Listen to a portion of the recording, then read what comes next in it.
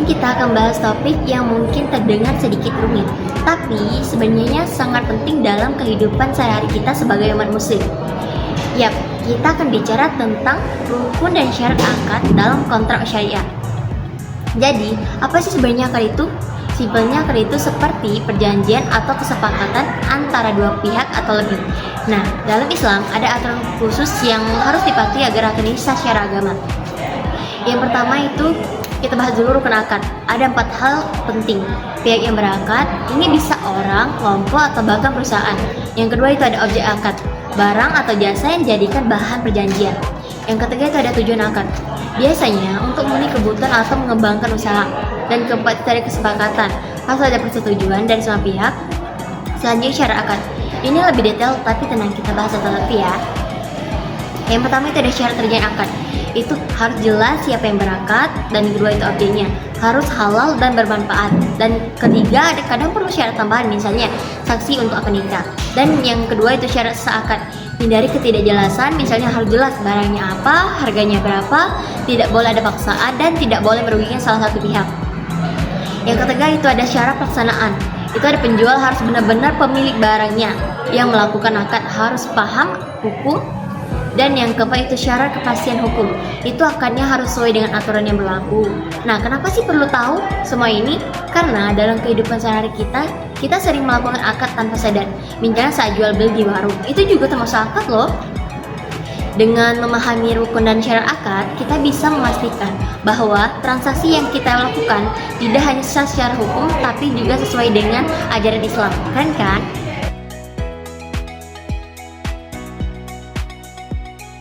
Nah, di bagian ini saya akan menjelaskan tentang asas-asas akad dalam kontrak syariah. Menurut kompilasi hukum ekonomi syariah, asas-asas akad ini memiliki beberapa. Yang pertama yaitu ikhtiari, atau di sini yaitu sukarela. Nah, dalam kita menjalani akad itu harus dengan kesepakatan, ya, artinya agar kita terhindar dari keterpaksaan antara pihak satu dengan pihak yang lain. Yang kedua yaitu amanah atau menepati janji. Dalam setiap kita menjalankan akad ini harus dengan sesuai kehendak dan kesepakatan yang telah disepakati. Jadi tidak ada yang menghalangi kesepakatan tersebut agar terhindar dari cederanya janji. Yang ketiga yaitu ikhtiyati atau kehati-hatian, yaitu setiap akad harus dipertimbangkan dengan matang yang dilakukan secara tepat dan cermat dan luzum atau tidak berubah. Nah, setiap akad ini dilakukan dengan tujuan yang sangat jelas dan perhitungannya cermat agar terhindar dari spekulasi atau maisir. Nah, yang selanjutnya yang kelima yaitu saling menguntungkan. Jadi dalam akad ini harus mementingkan kepentingan semua para pihak agar terhindar dari manipulasi atau keuntungan yang tidak seimbang. Yang keenam yaitu taswiyah atau kesetaraan. Jadi setiap akad ini semua pihak itu setara atau seimbang. Jadi semuanya memiliki hak dan kewajiban yang sama. Dan terakhir yang ketujuh yaitu transparan. Artinya yaitu dalam setiap akad harus dilakukan dengan transparansi atau secara terbuka. Nah, inilah asas-asas dalam akad hukum kontrak syariah.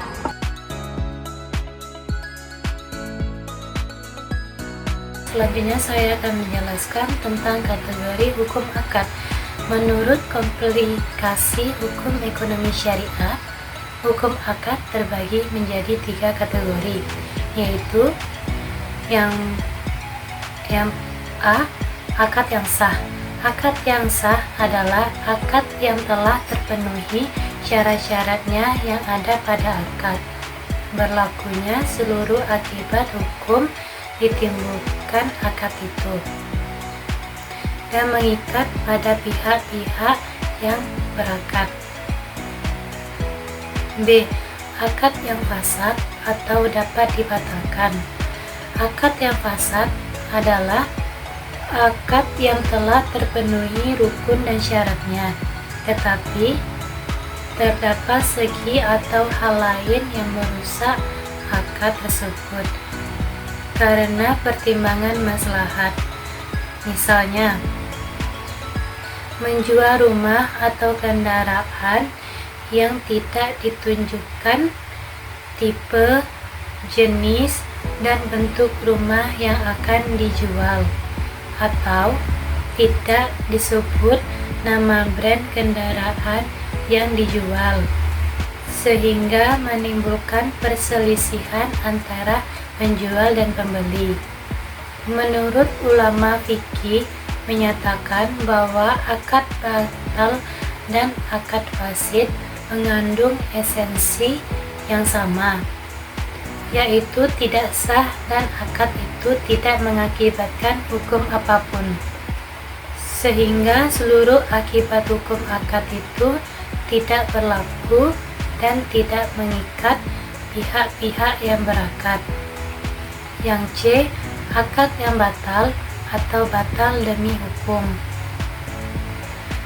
Akad yang batal adalah akad yang kurang rukun dan syarat-syaratnya. Akad tidak sah apabila bertentangan dengan A. Syariat Islam, B. Peraturan perundang-undangan, C. Ketertiban umum, dan D. Kesusilaan. Misalnya, objek jual beli itu tidak jelas atau terdapat unsur tipuan, seperti menjual ikan dalam lautan, atau salah satu pihak yang berakad tidak cakap bertindak hukum. Akad yang sah adalah akad yang disepakati dalam perjanjian, tidak mengandung unsur yang pertama gulot atau hilaf. Kehilafan tidak mengakibatkan batalnya suatu akad, kecuali kehilafan itu terjadi mengenai hakikat yang menjadi pokok perjanjian. 2. Dilakukan di bawah ikroh atau paksaan. Paksaan adalah mendorong seseorang melakukan sesuatu yang tidak diridhoinya dan tidak merupakan pilihan bebasnya. Paksaan dapat menyebabkan batalnya suatu akad apabila A. Pemaksa mampu untuk melaksanakannya, B. Pihak yang dipaksa memiliki persangkaan kuat bahwa pemaksa akan segera melaksanakan apa yang diancamkannya apabila tidak mematuhi perintah pemaksa tersebut. C.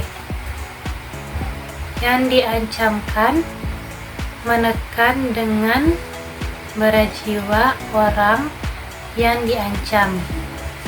Hal ini tergantung kepada orang per orang. D. Ancaman akan dilaksanakan secara serta-merta. E. Paksaan bersifat melawan hukum. 3. Takhir atau tipuan. Penipuan adalah memengaruhi pihak lain dengan tipu daya untuk membentuk akad, berdasarkan bahwa akad tersebut untuk kemaslahatannya, tetapi dalam kenyataannya sebaliknya.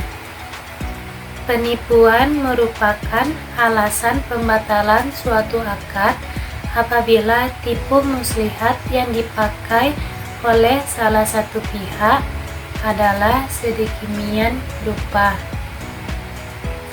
hingga terang dan nyata bahwa pihak yang lain tidak membuat akad itu apabila tidak dilakukan tipu muslihat. Yang keempat, gub atau penyamaran. Penyamaran adalah keadaan di mana tidak ada kesetaraan antara prestasi dengan imbalan prestasi dalam suatu akad.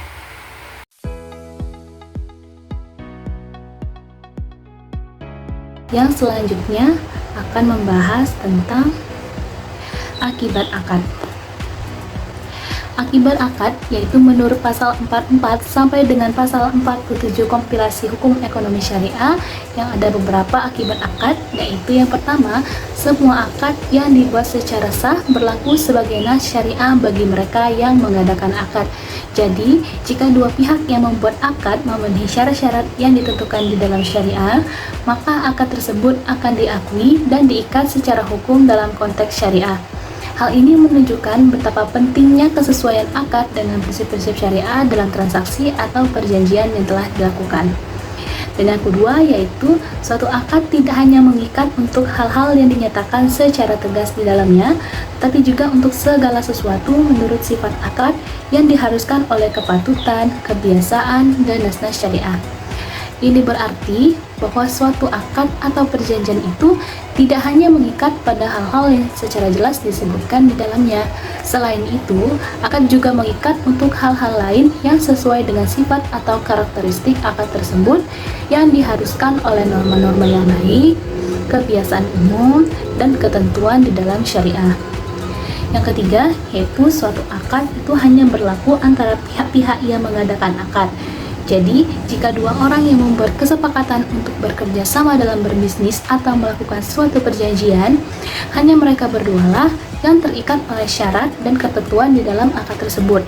Jadi, apabila ada pihak ketiga yang tidak terlibat dalam kesepakatan tersebut, pihak ketiga tersebut tidak memiliki hak atau kewajiban terkait dengan akad-akad tersebut.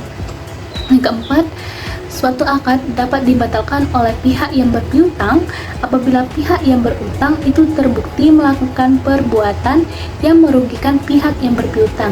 Jadi, apabila seseorang meminjamkan uang, yaitu pihak yang berutang, dan kemudian melakukan tindakan yang merugikan orang yang meminjamkan uang, yaitu pihak yang berpiutang, maka pihak yang berpiutang itu memiliki hak untuk membatalkan perjanjian atau akad tersebut.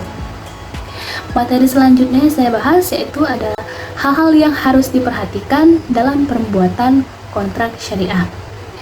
Jadi, menurut Gemala Dewi, prinsip-prinsip yang harus kalian perhatikan dalam pembuatan kontrak syariah yaitu sebagai berikut. Yang pertama, yaitu hal-hal yang diperjanjikan dan objek yang diperjanjikan itu haruslah halal menurut syariat. Maksud dari sini itu semua hal yang diperjanjikan, baik barang ataupun jasa, itu harus diperbolehkan di dalam syariat Islam. Misalnya, apabila menjual makanan dan minuman haram seperti babi, minuman keras, bir, nah hal ini tidak diperbolehkan di dalam Islam. Yang kedua, yaitu tidak terdapat ketidakjelasan atau horor dalam rumusan akad maupun prestasi yang diperjanjikan.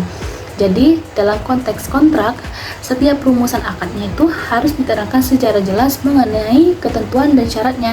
Jadi, jika ada unsur horor atau ketidakjelasan, maka salah satu pihak mungkin tidak tahu apa yang mereka mendapatkan atau apa yang harus dilakukan yang bisa menyebabkan perselisihan di kemudian hari. Yang ketiga, yaitu para pihaknya tidak menzolimi dan tidak dizolimi. Ini berarti di antara dua pihak yang berkontrak atau berakad itu harus memperlakukan pihak yang lainnya dengan adil, dengan tidak berbuat merugikan atau menzalimi. Seperti di antara keduanya, yaitu harus sama-sama mendapatkan apa yang telah mereka sepakati dalam kontrak tersebut. Nah, hal inilah yang dimaksud dengan tidak saling menzalimi. Tiga, yaitu transaksi harus adil. Jadi prinsip transaksi harus adil di dalam pembuatan kontrak syariah berarti bahwa setiap pihak yang terlibat di dalam suatu transaksi itu harus diperlakukan secara adil dan setara. Jadi tidak boleh ada pihak yang dirugikan atau diuntungkan secara berlebihan. Yang keempat, yaitu transaksi tidak mengandung unsur perjudian atau maisir. Nah, hal ini berarti bahwa kontrak atau transaksi yang dilakukan itu tidak boleh melibatkan resiko yang berlebihan atau spekulasi murni, di mana salah satu pihak bisa mendapatkan keuntungan yang sangat besar, sementara pihak lain mendapatkan kerugian tanpa ada kontribusi atau usaha nyata. Kelima, yaitu terdapat prinsip kehati-hatian. Jadi prinsip kehati-hatian dalam pembuatan kontrak syariah ini berarti bahwa setiap pihak yang terlibat di dalam kontrak itu harus berhati-hati dan cermat dalam memahami isi kontrak, hak dan kewajiban masing-masing, serta resiko yang mungkin terjadi. Yang keenam yaitu tidak membuat barang-barang yang tidak bermanfaat di dalam Islam maupun barang najis. Nah, ini berarti barang-barang yang diharamkan atau tidak memiliki manfaat yang diakui dalam ajaran Islam seperti minuman keras, narkoba, atau senjata yang digunakan untuk tujuan yang tidak baik itu tidak boleh menjadi opsi kontrak. Jadi Islam itu mendorong agar setiap barang yang diproduksi atau diperdagangkan membawa manfaat yang positif bagi masyarakat dan tidak merusak moral atau kesehatan. Nah, kalau barang najis itu adalah barang-barang yang dianggap kotor atau haram untuk digunakan ataupun dikonsumsi. Jadi seperti mengkonsumsi babi atau anjing dan memperdagangkan bagian dari babi tersebut. Jadi Islam melarang memperdagangkan barang-barang ini karena dianggap bertentangan dengan prinsip-prinsip kebersihan dan kesucian di dalam agama Islam. Yang ketujuh itu tidak mengandung riba. Jadi riba adalah praktik pengambilan keuntungan secara tidak adil, biasanya berupa bunga atau tambahan yang dibebankan di dalam transaksi utang piutang. Jadi di dalam Islam itu, riba dilarang karena dianggap merugikan salah satu pihak dan memperkaya pihak lain tanpa ada usaha atau resiko nyata.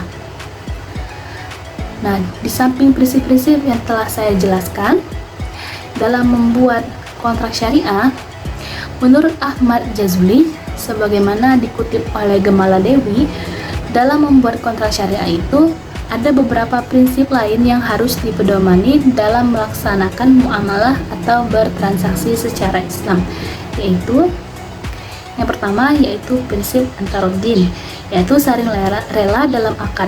Jadi semua pihak yang terlibat dalam transaksi harus melakukannya dengan kerelaan dan tanpa paksaan. Yang kedua yaitu prinsip i'timad al-nafs, yaitu prinsip kewirausahaan. Jadi setiap individu itu dianjurkan untuk berwirausaha dan tidak bergantung pada orang lain dengan tetap menjalankan transaksi secara halal. Yang ketiga yaitu prinsip ta'awun atau saling menguntungkan dalam hal-hal yang bermanfaat. Muamalah harus mengandung unsur kerjasama yang saling menguntungkan antara semua pihak dan bertujuan memberikan manfaat bagi seluruh masyarakat. Yang keempat itu ada prinsip al-mas'uliyah atau prinsip tanggung jawab. Jadi setiap orang yang terlibat dalam transaksi itu harus bertanggung jawab atas peran dan kewajiban mereka, baik dalam melaksanakan kesepakatan maupun dalam menanggung resiko. Yang kelima yaitu prinsip at-tasyir, yaitu prinsip kemudahan. Karena segala kegiatan bermuamalah itu diperbolehkan sepanjang tidak ada larangan, nah hal ini mencerminkan fleksibilitas dan kemudahan dalam bertransaksi menurut syariat Islam atau bermuamalah sebagaimana disebut dalam Quran Surah Al-Furqan ayat 67. Yang keenam, prinsip al-idariyah atau administrasi keuangan yang benar dan transparan. Pengelolaan keuangan dalam transaksi harus dilakukan secara baik, transparan, dan sesuai dengan aturan yang jelas untuk menghindari penipuan dan kesalahan. Yang ketujuh yaitu prinsip al-takafuli al-ijtimai, yaitu tanggung jawab sosial. Transaksi dalam Islam itu harus memperhatikan kesejahteraan sosial sehingga keuntungan yang didapat itu tidak hanya untuk diri sendiri, tetapi juga untuk memberikan manfaat bagi masyarakat yang lebih luas. Yang terakhir yaitu prinsip al-ihtiyat atau prinsip kehati-hatian. Dalam setiap bertransaksi harus ada sikap kehati-hatian dalam mempertimbangkan risiko dan dampak agar tidak merugikan salah satu pihak dan tetap sesuai dengan prinsip syariah.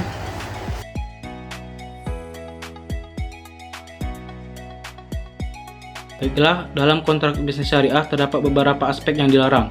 Karena bertentangan dengan prinsip-prinsip syariah berikut adalah beberapa aspek yang harus dihindari. Pertama, riba atau bunga. Segala bentuk keuntungan yang diperoleh dari transaksi utang piutang dengan cara tambahan yang tidak adil atau berupa bunga dianggap riba dan dilarang dalam Islam. Yang kedua, gharar atau ketidakpastian. Kontrak yang mengandung unsur ketidakjelasan, ketidakpastian atau spekulasi yang dapat merugikan salah satu pihak. Misalnya, menjual sesuatu yang belum jelas kuantitas atau kualitasnya, atau kontrak yang ambigu. Yang ketiga, maisir atau perjudian. Segala bentuk transaksi yang mengandung unsur perjudian atau spekulasi yang berlebihan dilarang. Hal ini mencakup aktivitas yang hasilnya murni bergantung pada untung-untungan. Yang keempat, tadlis atau penipuan. Penipuan dalam akad bisnis seperti menyembunyikan cacat barang, memberikan informasi yang salah, atau menyesatkan pihak lain, dilarang dalam kontrak syariah. Yang kelima, ihtikar atau monopoli dan penimbunan. Penimbunan barang atau monopoli pasar dengan tujuan menaikkan harga secara tidak wajar untuk mendapatkan keuntungan yang besar. Yang keenam, gaben.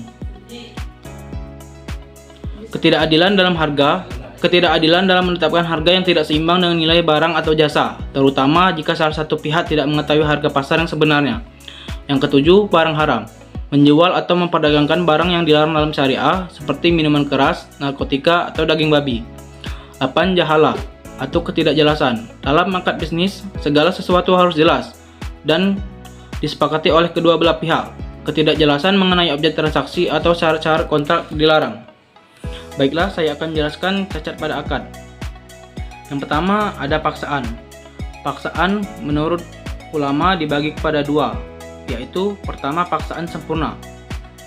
Paksaan dengan ancaman yang menyangkut keselamatan jiwa atau ancaman berupa penganiayaan berat, hilangnya atau tidak berfungsinya anggota badan.